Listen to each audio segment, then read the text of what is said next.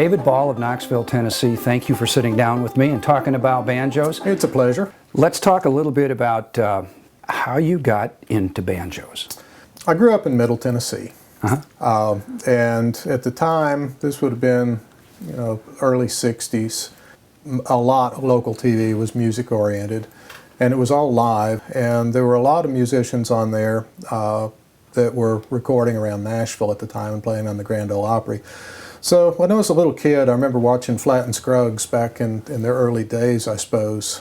And when I watched them, I always liked the guy that played the round guitar the best.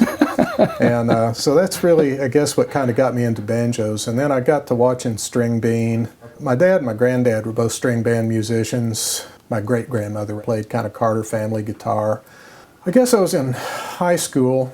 About that time, the Foxfire books came out, and there was an issue that had banjo making in there. Probably maybe my senior year of high school or something that I built a couple of banjos, kind of primitive ones.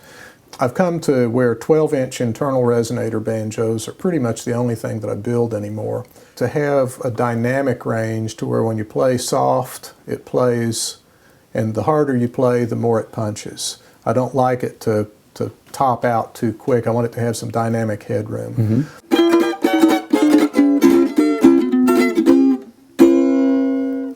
All right, I have to do a pan of your shop here because everybody wants to know what's in everybody's shop. Mine is full of clutter. It's a small shop, it's a cluttered shop, but that's sort of like my mind.